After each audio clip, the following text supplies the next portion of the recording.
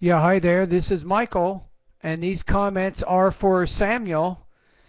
All right, let's see what you said. You're one of my online students. So you say, how are you doing? I scored 21 out of 30 on my TOEFL writing, but I needed to score 24. I am preparing to write another test. I'd like you to help me with some explanation of these questions concerning TOEFL writing. Your question is, regarding independent writing, if I don't type up to 300 words, are they going to penalize me? Also, I usually give 2 reasons. I would go to, your goal here is 350 words. So yes, you definitely can score lower if you're not fully developing your ideas. You also say, I rarely include a conclusion. Could this be the reason I scored 21 out of 30 in my writing? So, yes, it could be. It really could. Now, let's do this, Samuel. Let's take a look at the independent writing task first, and let's look at the rubrics. So you scored 21, which is around 3.25 out of 5, right? So here's why. You've answered the question. You gave somewhat developed explanations and details, but the TOEFL's saying that you could develop your ideas more. So if you're only including 2 reasons and not 3, and you're leaving out your conclusion, that's not good for you.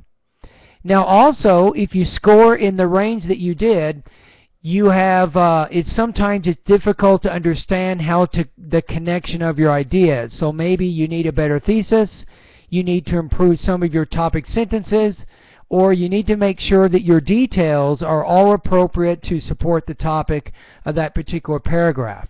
Now, more than likely, you probably have some problems with sentence formation and word choice that make your ideas and meanings unclear. And you also have an accurate but limited range of sentence structures and vocabulary.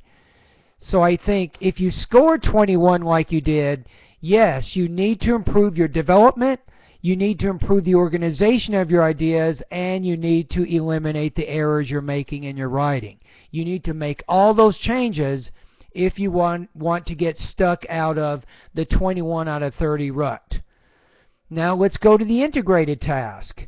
Now this is scored a little bit differently.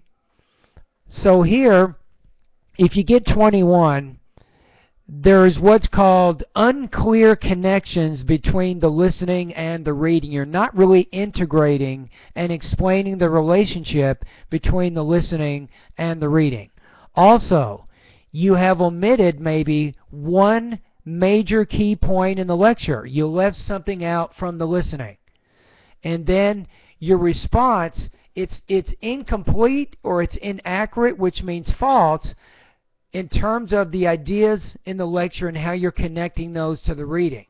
So if you score 21 like you did on the integrated task, basically you need to improve the connections from the lecture and the reading passage and make sure you do not leave out any key points from the lecture. And that's why you got the score you did.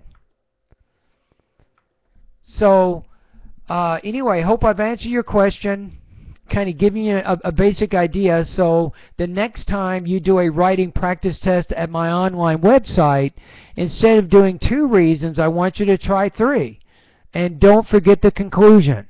You definitely need a conclusion. Think about it.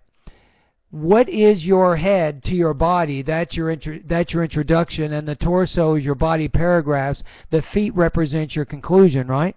So you definitely, like, you don't forget your feet in the morning when you go to work or when you go to school. You want to make sure you include a conclusion at the end of your essays that you're writing for TOEFL. All right, I hope I've answered your question. Good luck to you.